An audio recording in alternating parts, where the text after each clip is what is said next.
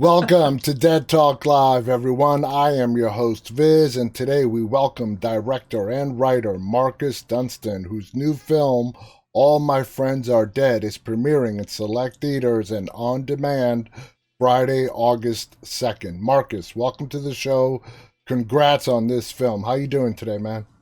I'm so grateful. Thank you. Thank you not only for having me, but also for providing a spotlight for movies because we're at an age where, let's say, you've made an awesome movie and you've done it for a big studio, but they're like, nah, delete.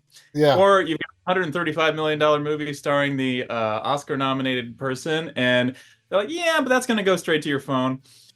Well, this little thing that became a something, courtesy of a dynamite cast, ace producers, and a wonderful script by Josh Sims and Jessica Sarah Flom. We're coming to theaters, and thank exactly. you. This gets the word. I mean, that's huge to us because we fought and shot, courtesy of DP Andy Hodgson, like we had a chance at turning the silver screen red. And it's like at this point, I don't care if it's one theater, two theaters, six theaters, 6,000. To have that opportunity and to Exactly. solidify it is huge. It And then, is. and what I've enjoyed, especially since the pandemic, or let's say you're sometimes in the backwoods of another part of the world, on those day and date releases, you can have the opportunity to see it on that big screen if you want the colloquial experience, or if you really want to freak yourself out or get your closest group of friends together and that theater isn't available where you are, you can bring it into the biggest screen you've got. You Your can still home. pop the same popcorn and you can let it rip. So thank Absolutely. you. Thanks for it. Absolutely. Without you guys, we don't exist. Thank you for that. So let's get right into this. You have a writing background. How did this script come your way to direct? Well, this is all courtesy of Kevin Greuter. So Kevin Greuter, he was originally the director, and then the Saw 10 production just came together, and that train was leaving the station. So that left hashtag AmFed, All My Friends Are Dead, without a director, as it was still coming together. Kevin, I'm grateful to Kevin for nominating me. My name went into a hat after reading Josh and Jessica's script. I pitched for it, and courtesy of John Baldecchi and Sarah Donnelly, and my gosh, Brad Miska and Yolanda Macias.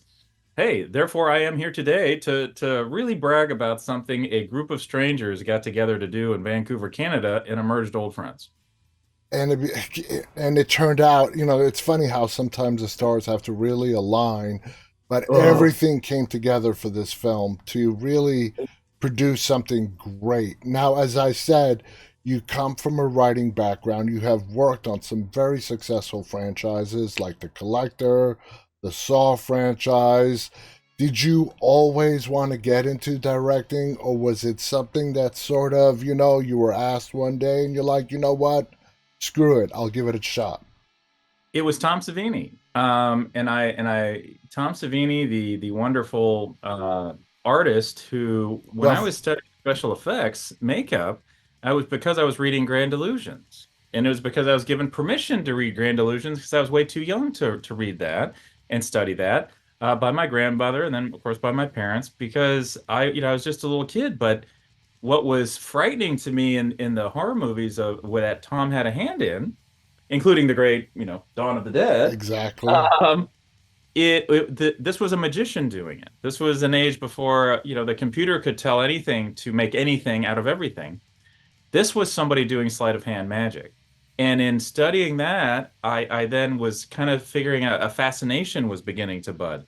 So I was like, well, what else does Tom Savini do? Well, wouldn't you know, he was also a photographer in the Vietnam War. He then took what could be this trauma, and I'm sure certainly was, and then began to inform with his craft and began to Mm. share because he wouldn't be the only one regarding stimulus that had really taken an uptick in that era. But seeing war was on TV. I remember seeing images on the nightly news that always had to be like, and beware if the kids are watching, the following is disturbing. Yeah. And it would be these glimpses of the horrors awaiting in sometimes the most difficult, vicious of scenarios.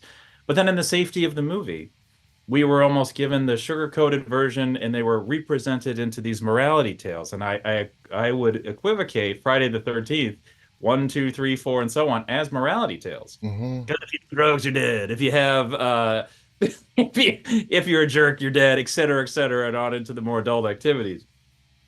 And then so Tom Savini, when I look at Dawn of the Dead, well, he's not only taking care of a groundbreaking craft. Oh, he's in front of the camera. Oh, he's doing a stunt. Oh, he's playing a wonderful character. And then the first day I had my driver's permit and I had access to a Honda scooter, I went to Stars and Stripes Video and I had an arrangement there because I also was fortunate to get a job at the movie theater across the street from Stars and Stripes Video. Can you hang on to Night of the Living Dead 1990? My idol Tom Savini directed it. Can I get the first copy? I'll be there Tuesday as soon as school gets out. And I was, and I watched it. And I saw the transformation of an idol into yet another medium of storytelling. So that long-winded answer is that's why I was captivated by a craft. And this is all, going on while when I was a kid, I had vicious acne, and I loved that there was a craft where I could maybe hide behind it. And courtesy of my parents and grandmother, I had access to this old big video camera, and I was more comfortable standing behind it because I was self-conscious of my skin and everything else that puberty does to a human body.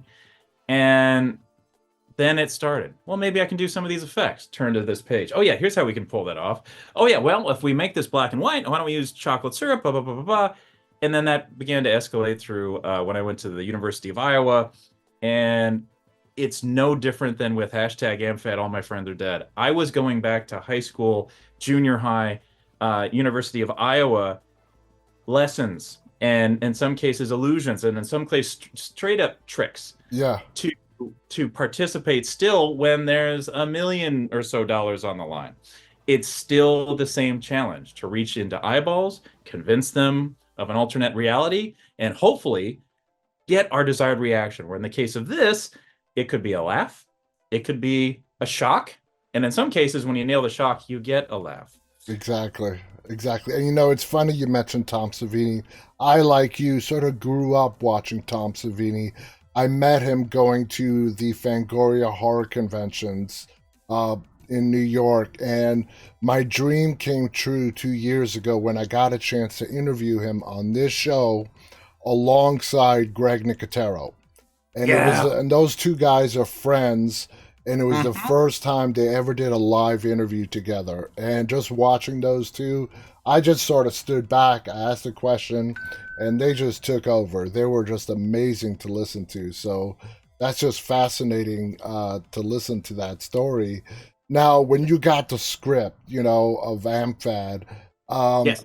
did you sort of leave it as it was, or as a writer, did you really help in polishing up the final product?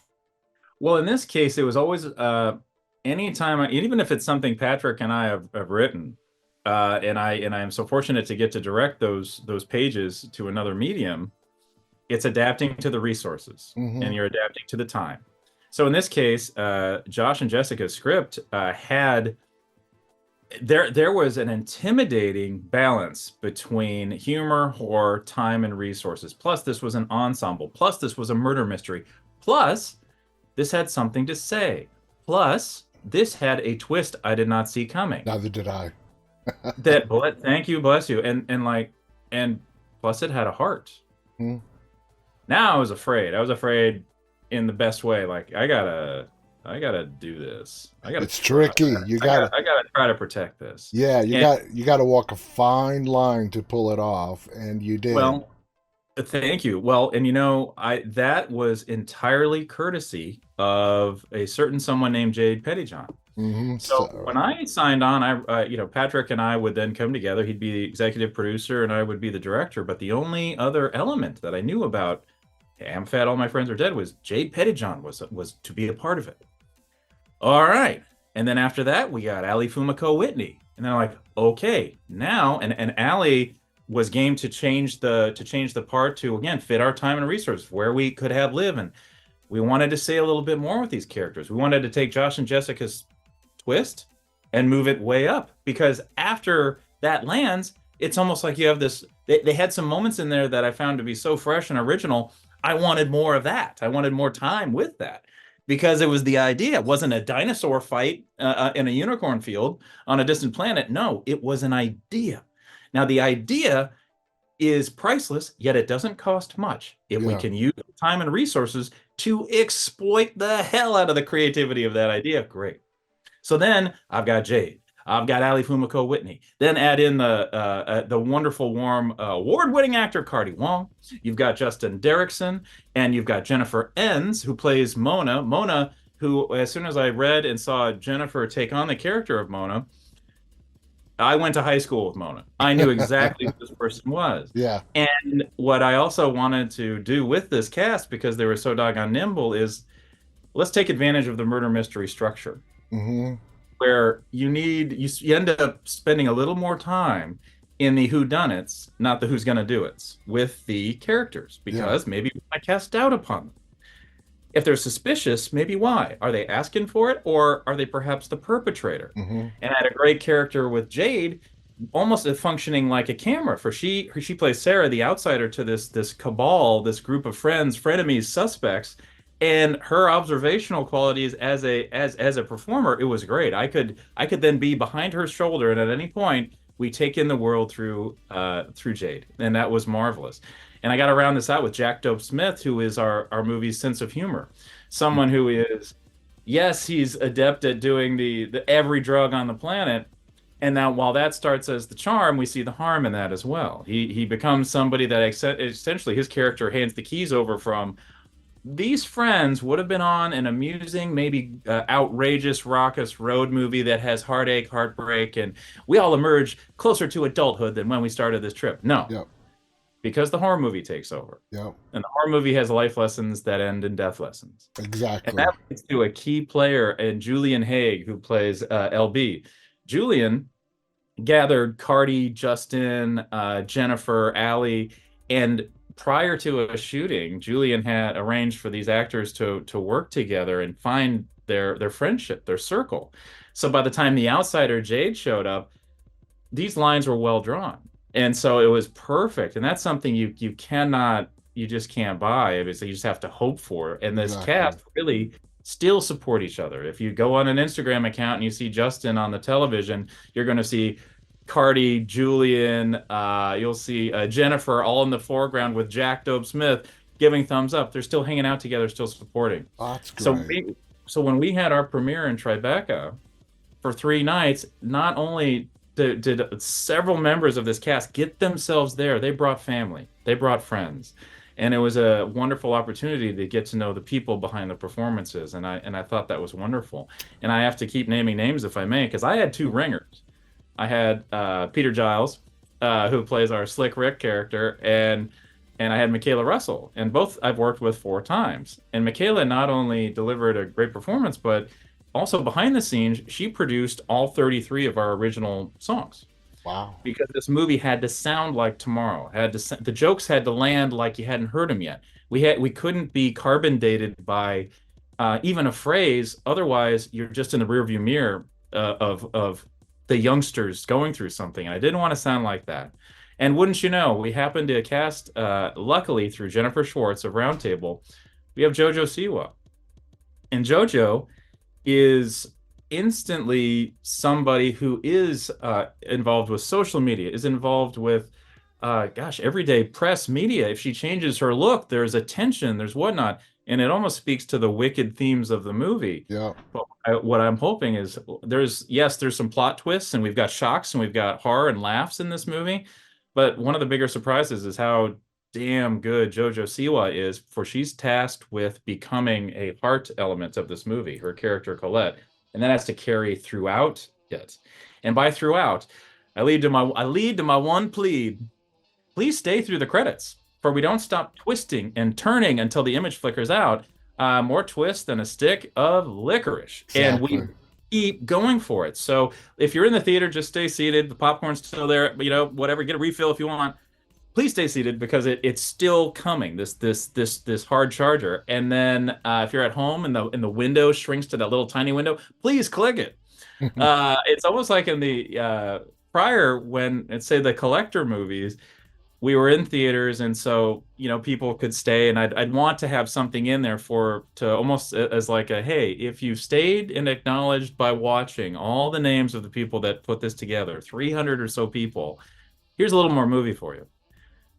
Well, anymore, I do wish that that auto window to the corner wouldn't happen. I wish that I hate algorithm that. Yeah. could be uninvented because it is taking a spotlight away from everybody that makes these movies truly happen.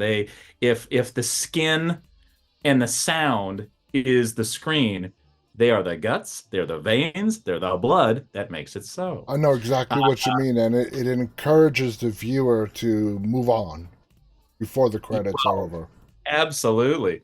So, we very, very fortunate, and we keep entertaining you until it absolutely stops. And speaking of the collector, I'm thrilled to announce the collector is coming back. It's been Oh, 5 years of a gentleman by the name of Todd Lundbaum negotiating the rights, and so the collector is free and clear to bring back Fear. oh, that is so awesome and It- exciting. I'm really we're psyched grateful. about We're that. excited.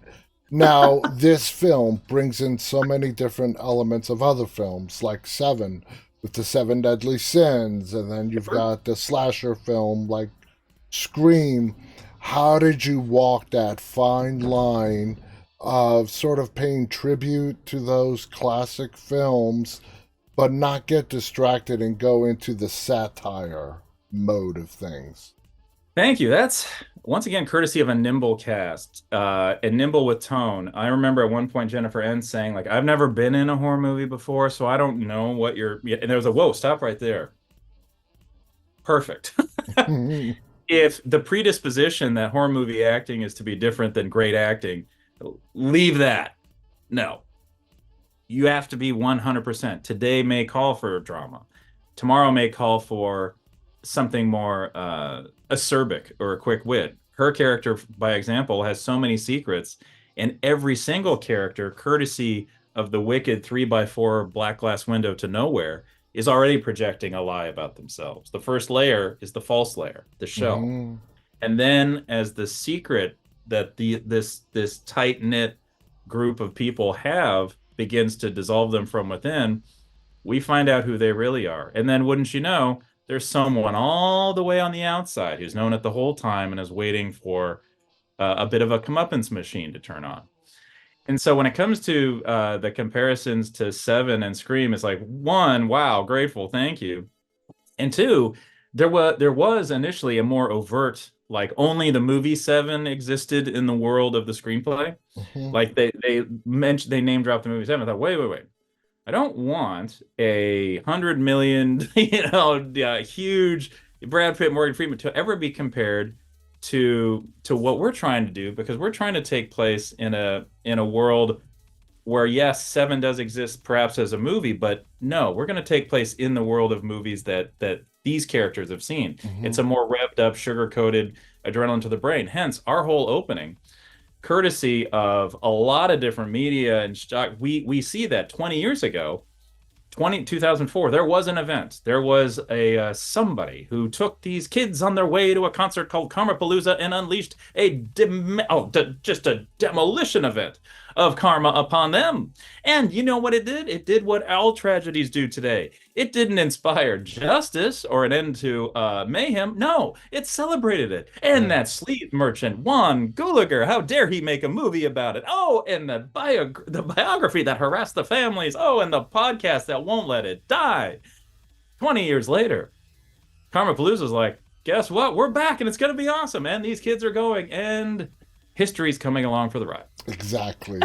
Now, this movie also has its fair share of gore. The amount of gore shown on any film, it really falls on the director. And you coming from also sort of a makeup, special effects background, how did you go through each kill scene, how much gore you're going to place? And because it looks like you had some fun with the kill scenes.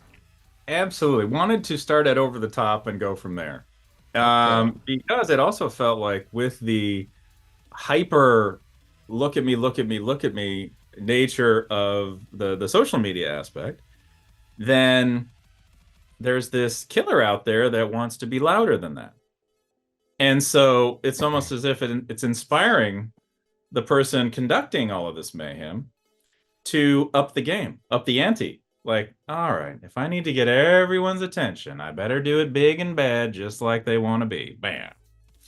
follow me. And that, then I also was cognizant of we invest a lot of time, even I would say almost 5 to 6, 7 minutes more of character development in our first act than would traditionally happen. Hmm. And it all leads to a specific scene, which was a high wire moment of tone between Jack Dope Smith, who plays Guy, who's getting stoned with a squirrel. Yeah. I thought, like, well, this is the make it or break it moment because you tilt one way and it's like, huh? But if you stay there, and you're just like, and we can off. Here's something unexpected. I don't feel like I have my footing in this genre. What is this? And then wham, it drops the guard, and we can come in like the shark we intend to be. Hmm. Then the horror movie actually takes over in a physical sense. The horror movie takes over in that Yeah. moment at its most vulnerable, at its most trippy, at its most where are we going now? Exactly. Only the horror movie knows. It So it goes from this trippy moment of some guy tripping out, like you said, right into the horror movie feel of it. Almost instantaneously. Now, in the, Mhm.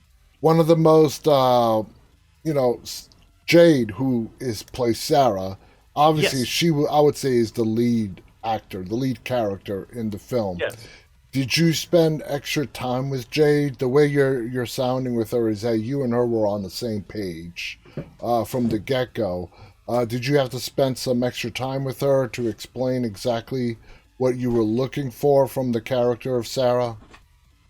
In this case, I would like to speak to the truth of the time that we had. No, no. What I did was I knew what she'd done. Mm-hmm. And it was quick and shorthand from the jump. If Julian hadn't gathered with the cast, if I didn't have a shorthand instantly with Jade, if Jade didn't have over 10 years of experience already by the time she's in her early 20s, no, none of this is possible. So my experience depended on their experience. And that was critical. So I'd love to take credit for an instant fast bond and whatnot. No, I've actually it's through doing press that I've had the opportunity to get to know the person behind the performance. The performance was there from the jump. I Hmm. had a stone cold awesome professional. And 10 years ago, wouldn't you know, Jade Pettijohn and Jojo Siwa were together in the School of Rock television show. Oh. So to see those two resume a rhythm was another gift.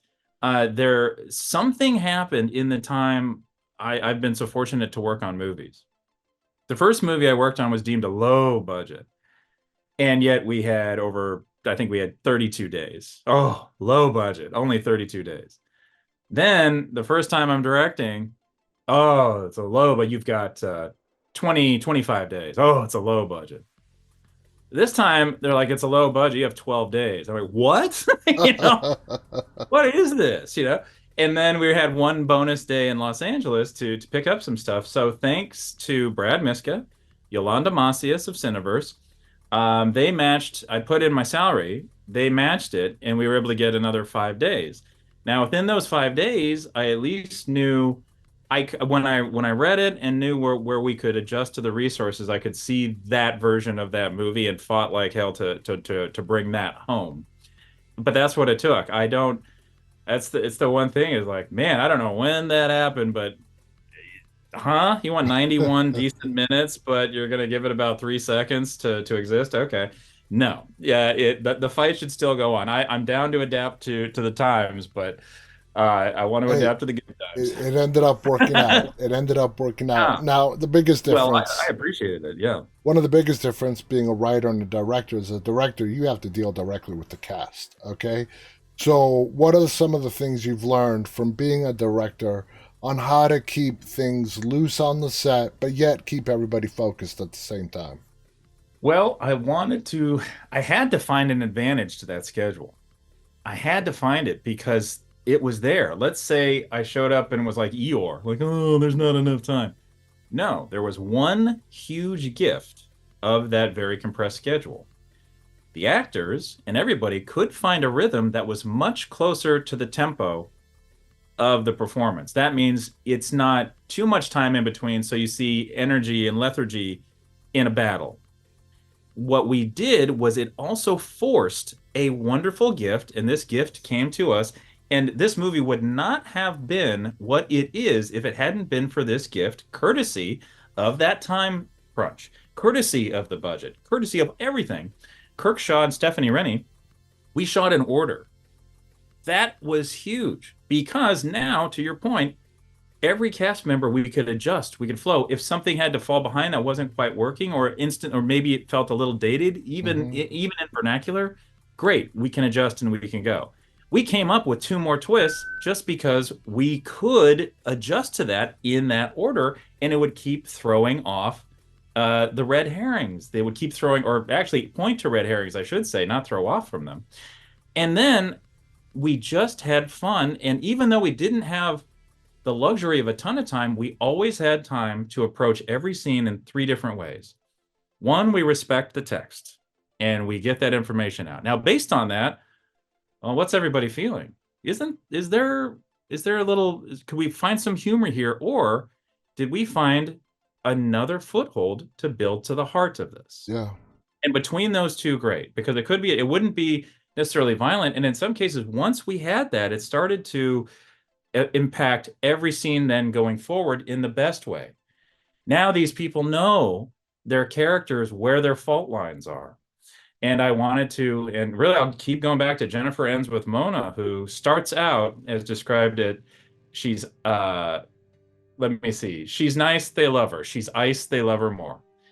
And you're going to learn about this person where that's a confusing feedback from the world. How do you know who you are when that's what it is? If Yeah. everything just loves you, they're loving you for artifice in a way. Really cool because she found it. Julian, Julian, who I thought like as soon as I met him, I was like, okay, this is blonde Hugh Jackman, this is blonde Bruce Campbell, and he's got the Australian accent. This guy is going to put the charm when we intend harm. And what he was bravely willing to do. Julian Haig takes place in the first depiction of absolute on-screen slaughter that I've ever been a part of that required an intimacy coordinator. Wow. And Julian also was absolutely up and creative and willing to find the humor even in all these situations that would take a knock. Where I have seen, like, without naming like names or particular projects, because I wouldn't want to slight the achievements in that way, but sometimes you almost feel like the director or the creator or the showrunner was a little too picked on, or was like a it's like taking vengeance upon the pretty people of their youth in a way, Hmm. like by humiliating them. Yeah. Well, there's a big difference between that and letting someone be humbled by a reality check. That's something we can all identify with. And so what I liked is like Julian shows up and they're like, yeah, man, alpha all the way. It even sounds like it, mate. Gotta do this. I'm gonna walk away with this movie. I don't care who you are. I've actually, you know what? I think she'd be a wonderful partner for you. I've already slept with her just to make sure, but she'd be great for you. Someone like that, like you want them to eat shit. Yeah. And Julian did and found a way where you don't hate him. You actually he's just with absolute brio, he's that guy. Yeah. He's found the ticks in between seconds to exist without rules. But this Exactly. movie has other plans. Now, we're almost out of time, but as the film progresses and the different layers peel back, the film starts to become darker and darker and darker, very subtly. Um, is that because of what you did with the set, the lighting, or do you attribute that directly to the actors and just the mood they brought to the scene?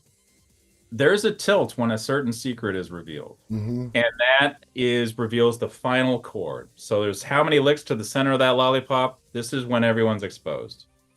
And so from that point on, if it's humor, it's got to be as savage as the stakes. And we still, thank goodness, we found some of those punches to come out with. And then it gets to almost, once the rules are reset, we had a lot of fun. Now, when it comes to lighting and color, there was a stained glass interpretation of the seven deadly sins that interpreted each sin with a color. I took directly from that. So to go back to Mona, played by Jen Enns, purple was pride, and she is deemed pride. There's these shot glasses, every character takes one, and there's a color and a symbol. Mm-hmm. It's foreshadowing. So the person who's envy is always wearing green from the second you meet them through to the end. The person who's lust is red, a little bit of red here and there until the whole stage goes red.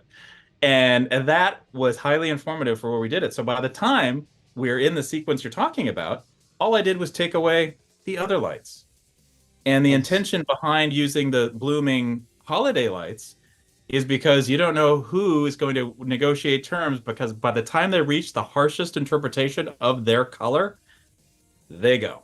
That's ah, when they're most vulnerable. that's brilliant. That's brilliant. Marcus, we're out of time. Just one last quick question. The dungeon basement.